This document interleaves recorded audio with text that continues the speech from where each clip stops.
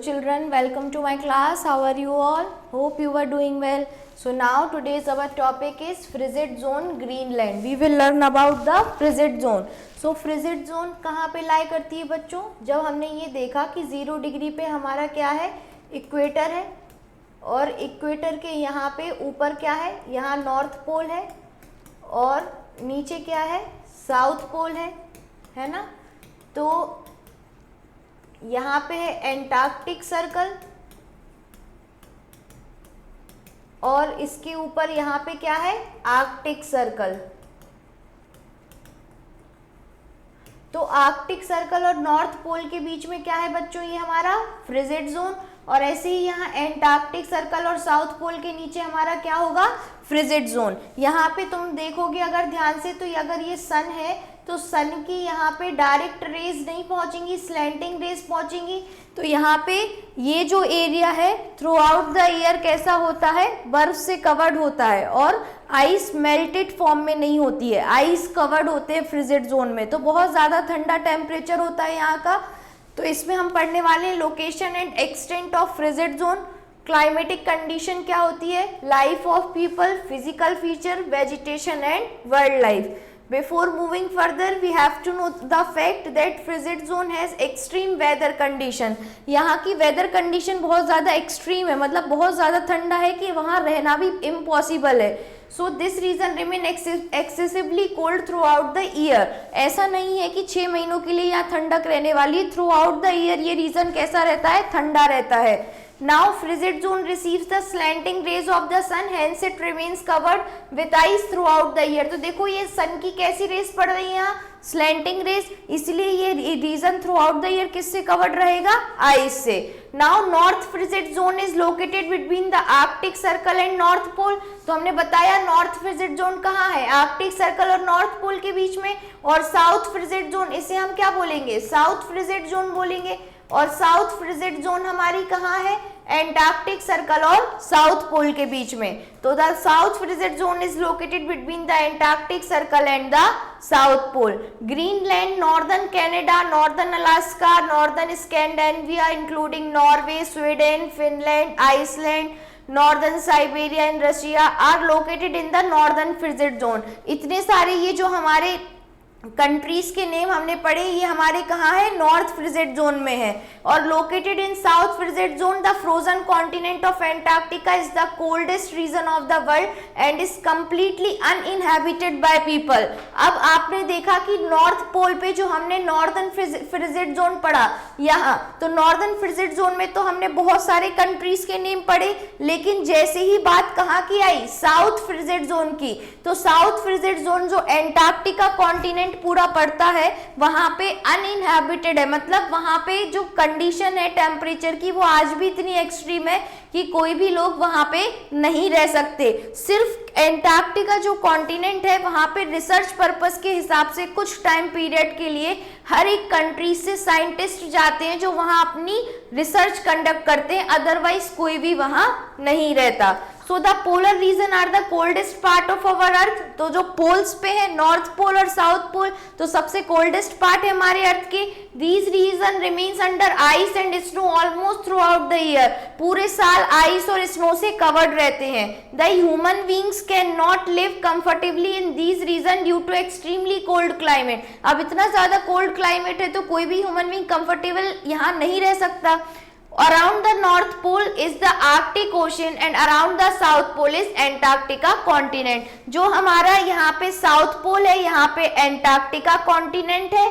और जो Antarctica continents हमने पढ़े हैं, देयर आर 7 कॉन्टिनेंट्स। नेक्स्ट इसके ऊपर जो हमारा नॉर्थ पोल है, यहाँ पे क्या है, आर्कटिक ओशन है, यहाँ पे समुद्र है, आर्कटिक ओशन है। तो this is the map of Greenland. Greenland में देखो बच्चों, यहाँ पे ये डेनमार्क, आइसलैंड, यहाँ पे ये ग्रीनलैंड सी से कवर्ड है, ऊपर नॉर्थ पे आर्कटिक ओशन से कवर्ड है। तो ये हमारे कुछ यहाँ पे इन्होंने ग्रीनलैंड का मैप जो इन्होंने बताया है। नीचे यहाँ एटलांटिक ओशन भी है। Now next is location and extent. तो Greenland is located towards the north east of North America. मतलब जो अगर हमने यहाँ पे मैप में देखे कि ये ऊपर वाला पार्ट हमारा नॉर्थ अमेरिका है और नीचे वाला पार्ट हमारा साउथ अमेरिका है, ये नॉर्थ अमेरिका है और ये साउथ अमेरिका है। तो नॉर्थ अमेरिका के नॉर्थ ईस्ट पार्ट में क्या है बच्चों? ग्रीनलैंड है। So it lies mostly with in the Arctic circle, पूरा आर्कटिक सर्कल में है। तो ये देखो हमने ये यहाँ पे क्या पढ़ा, ये क्या है? Arctic circle. तो ये कंप्लीटली कहाँ लोकेटेड है? आर्कटिक सर्कल और नॉर्थ पोल के बीच में, ठीक है। Now Eric the red discovered this island in the 10th century. Eric the red जो है इन्होंने 10th सेंचुरी में इस आइलैंड को डिस्कवर किया था। To attract settlers specially from Iceland, Eric named this island as Greenland. Iceland से लोग अट्रैक्ट होकर यहाँ रहने के लिए आए, इसलिए इसका नाम इन्होंने ग्रीनलैंड रखा था। Now the total area of Greenland is about 21.5 lakh square kilometre. ये इसका इतना एरिया है ग्रीनलैंड का। Island is surrounded by Greenland sea in the north east. तो हमने यहाँ पे देखा बच्चों मैप में कि यहाँ पे नॉर्थ ईस्ट साइड, ये हमारी नॉर्थ डायरेक्शन है, ये ईस्ट डायरेक्शन है। तो जो नॉर्थ ईस्ट डायरेक्शन में कौन सा सी है? ग्रीनलैंड सी है। Now Denmark strait in the south east, Davis strait in the south west, Baffin bay in the north west, the Arctic ocean is to its north. तो ये सारे जो यहाँ पे है सराउंडेड है। ये देखो डेविस स्ट्रेट के बाफिन वे पढ़ा हमने, फिर यहाँ पे डेनमार्क है, डेनमार्क के बाद डेविस स्ट्रेट है। तो इनसे ये पूरा ग्रीनलैंड क्या है? सराउंडेड है। Now Greenland is about 650 kilometre from the north pole. North pole से अगर हम देखें तो इसकी दूरी कितनी है? 650 किलोमीटर है ना। Iceland is the nearest European country, इसके पास सबसे पास की यूरोपियन कंट्री आइसलैंड है। Greenland is a self govern province of Denmark, मतलब डेनमार्क के अंडर इसका कंट्रोल आता है ग्रीनमार्क का और खुद की गवर्नमेंट है। Nuuk earlier known as Godthab is the capital of Greenland. ये नोक जो है पहले से गोडथाप बोला जाता था, ये ग्रीनलैंड का क्या है बच्चों? कैपिटल है। तो जो ग्रीनलैंड है is the largest island in the world, पूरे वर्ल्ड में सबसे बड़ा आइलैंड जो है वो ग्रीनलैंड है। नाउ फिजिकल फीचर, तो Greenland looks white in colour, through out the year snow से कवर्ड होगा तो कैसा दिखेगा? व्हाइट कलर में दिखेगा।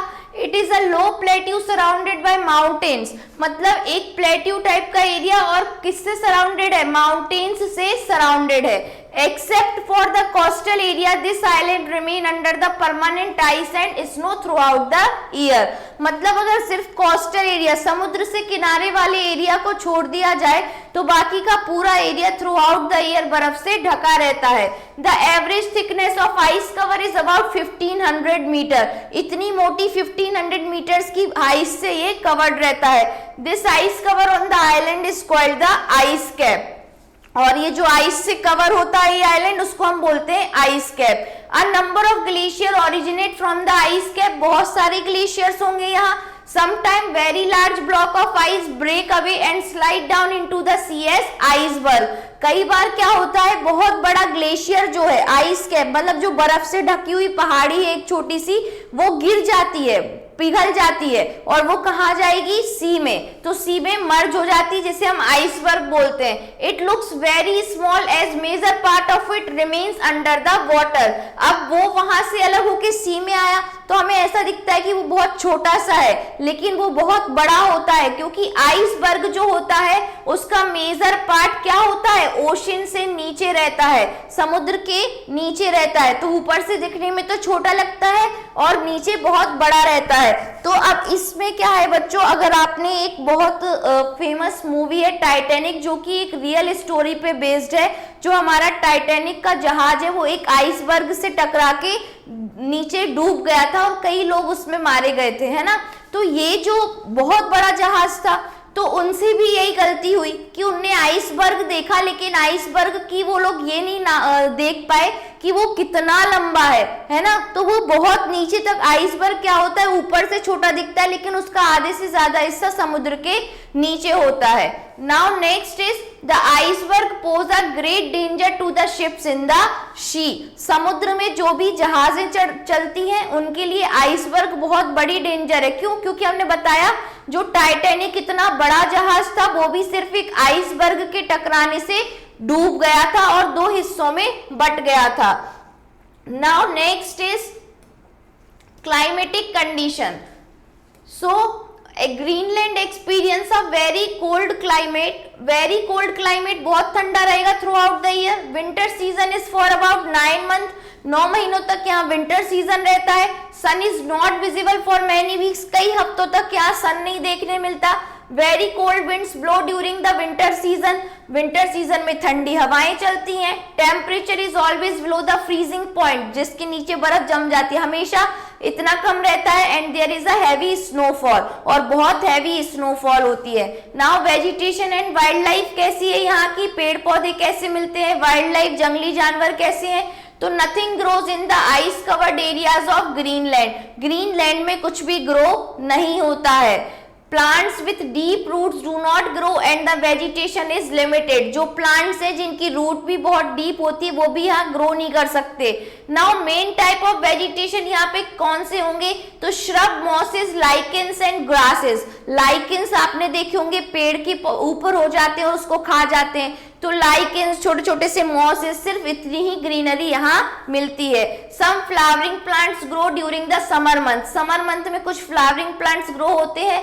There are no trees and the crops can not be grown, यहाँ पे कोई भी ट्रीज नहीं होता, ना ही क्रॉप्स ग्रो कर सकते हैं। तो अगर क्रॉप्स ग्रो नहीं कर सकते तो यहाँ पे क्या होगी, पॉपुलेशन कम होगी। क्योंकि कैसे सरवाइव करेंगे, मेन तो फार्मिंग होता है। Only those animal which can bear the extreme cold weather can live and survive in Greenland.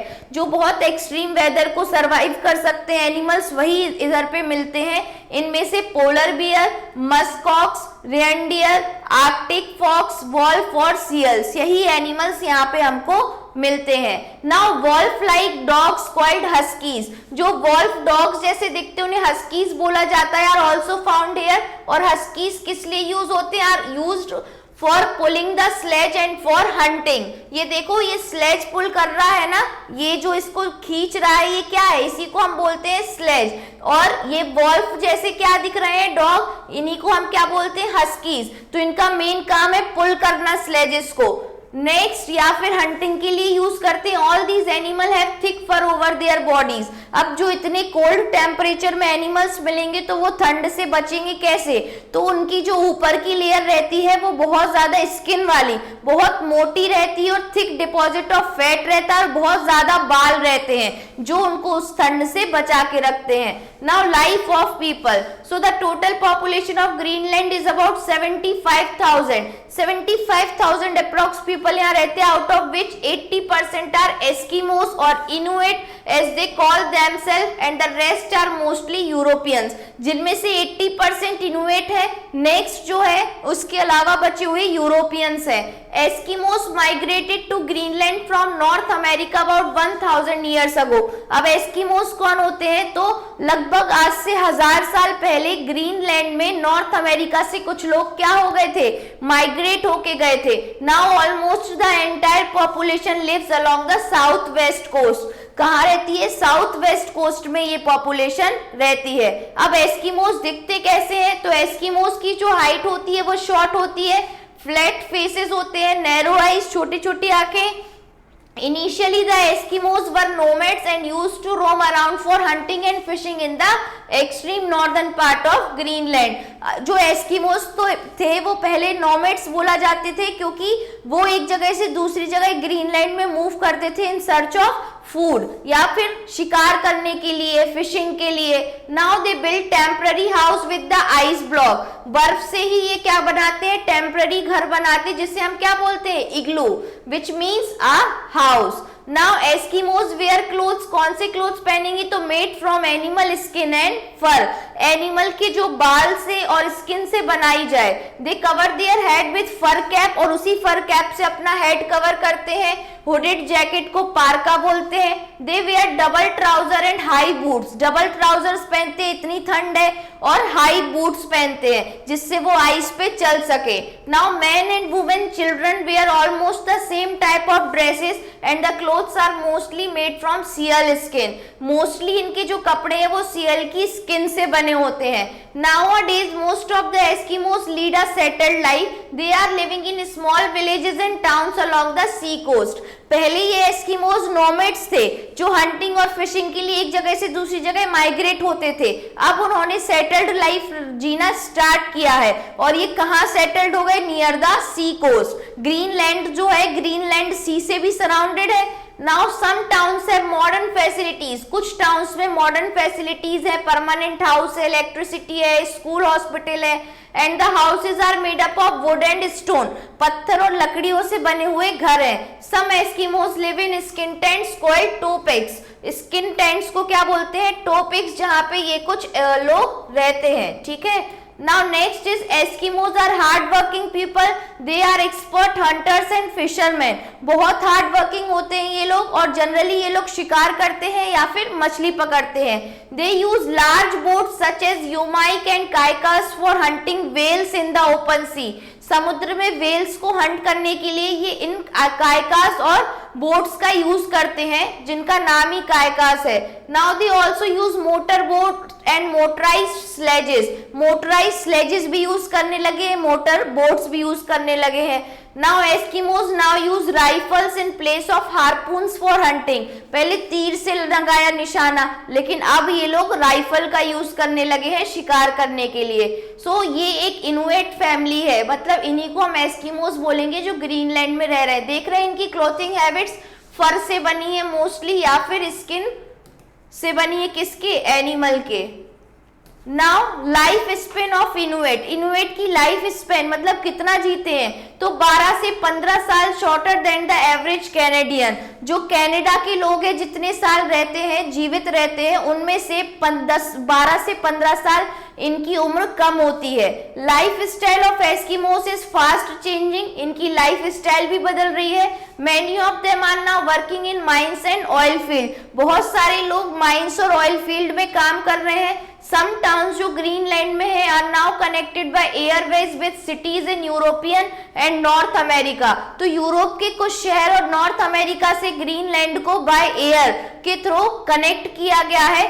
Fish processing is the main industry in Greenland. Some farming is also done along the southwest coast. Southwest coast जहाँ पे छोटे छोटे town villages जिन्होंने बना रखे हैं, यहाँ पे छोटी मोटी फार्मिंग हो जाती है।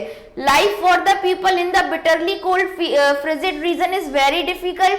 दिख ही रहा है यहाँ की लाइफ बहुत डिफिकल्ट है। Most of them are nomadic hunters. बहुत सारे लोग nomadic hunters हैं जो शिकार की तलाश में एक जगह से दूसरी जगह घूमते रहते हैं। फिशिंग कॉमन प्रैक्टिस इस एरिया की, और some of the tribes living in frigid zone, जो ट्राइब्स रहते हैं उनमें से कुछ के नाम है Yakuts, Samoyeds, Chukchis in Siberia, Aleuts in Alaska in the US के, Inuit in Greenland and Lapps in northern Scandinavia. तो यहाँ पे ये इनके ट्राइब्स के नाम दिए हैं। Now previously people dependent on the sledges pulled by reindeers और wolf like dogs called huskies.